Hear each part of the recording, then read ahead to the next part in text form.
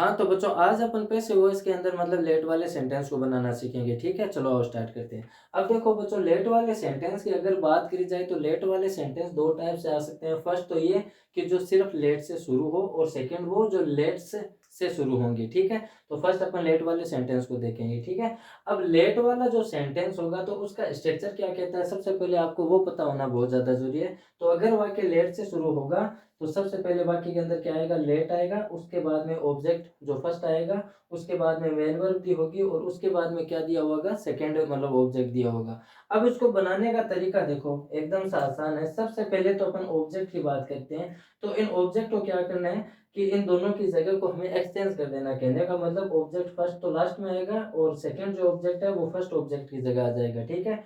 और जो first object होगा वो बाई के साथ आएगा, ठीक है? और रही बात मेन वर्ब यानी जो हेल्पिंग वर्ब है या जो मेन वर्ब है उसका हमें वर्ब का मतलब थर्ड वर्ब यूज लेना है, ठीक है?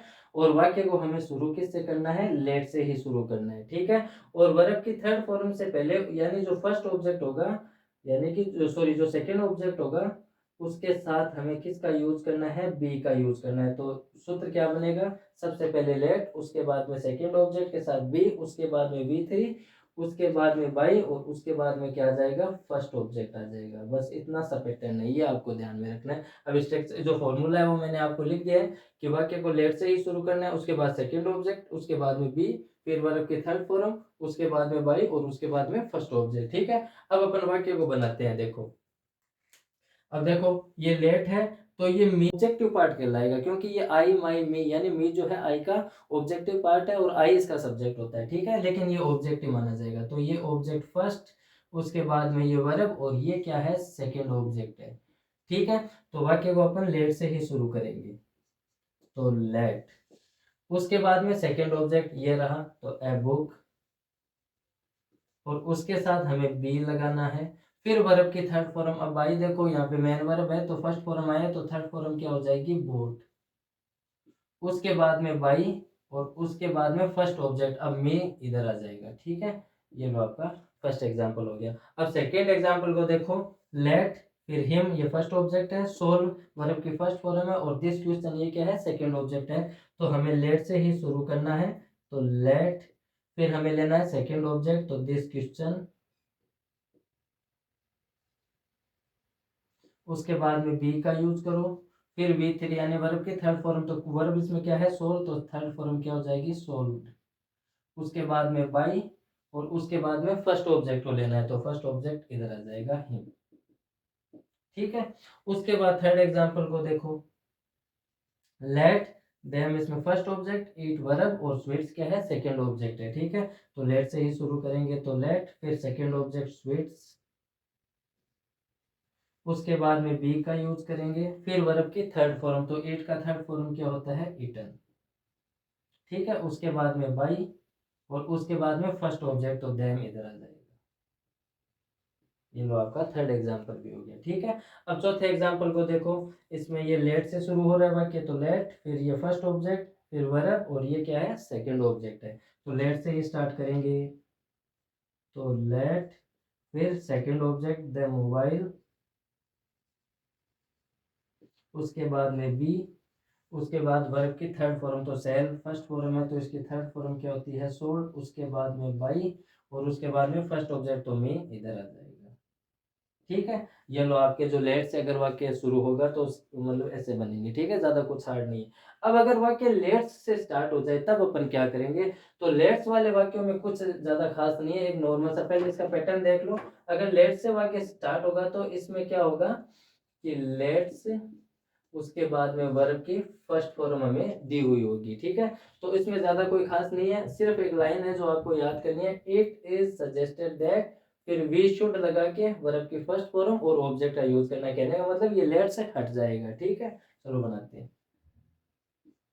तो देखो लेट से प्ले, चलो खेलते हैं। तो ये एक सेंटेंस आया, ठीक है? इसमें लेटर्स आ रहा है और प्ले यानी वर्ब की फर्स्ट फॉर्म आ रही है। तो इसको स्टार्ट कैसे करेंगे, it is suggested that, suggested that, फिर we should, अब ये लेटर हट जाएगा और प्ले रह जाएगा, प्ले, ये लो आपका एग्जाम्पल हो गया। सेकेंड एग्जाम्पल को देखो, लेट्स से शुरू हो रहा है, फिर वर्ब की फर्स्ट फॉर्म, तो वही इट इज सजेस्टेड दैट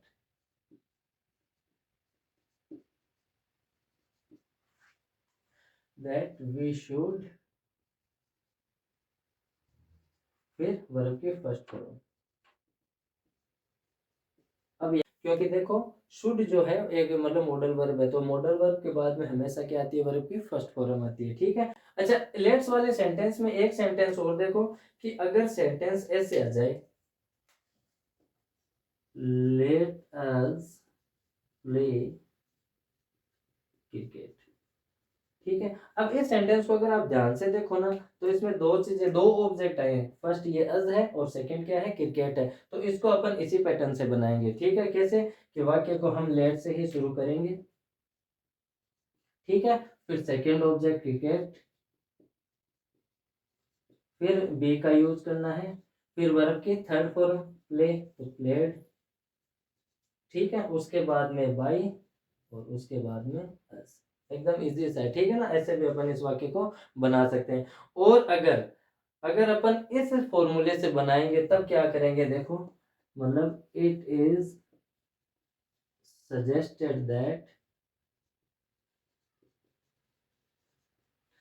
अब देखो इसमें जो अज है उसका सब्जेक्टिव पार्ट क्या है, वी है, तो वी ले लेंगे, फिर शुड का यूज करेंगे, वी शुड, फिर क्या करते हैं अपन, वर्ब की फर्स्ट फॉर्म लेते हैं। लेकिन वाक्य सिर्फ अपन इतना ही बनाते हैं, लेकिन इतना कब करते हैं, जब ये क्रिकेट हमें ना दिया हुआ आता, ठीक है। यानी कि सिर्फ एक ही ऑब्जेक्ट आता तब अपन इस फॉर्मूले से इस सेंटेंस को बनाते, ठीक है।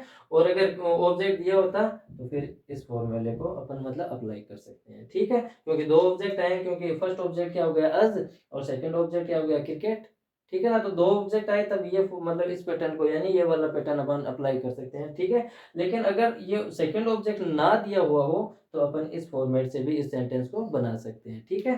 तो ये लो बच्चों, मैंने लेट से शुरू होने वाले सेंटेंस थे वो आपको बताते हैं, तो ज़्यादा कोई हार्ड नहीं है, अच्छे से पढ़ो, अच्छे से देखो, सीख जाओगे। तब तक के लिए बाय, मिलते हैं नेक्स्ट वीडियो में।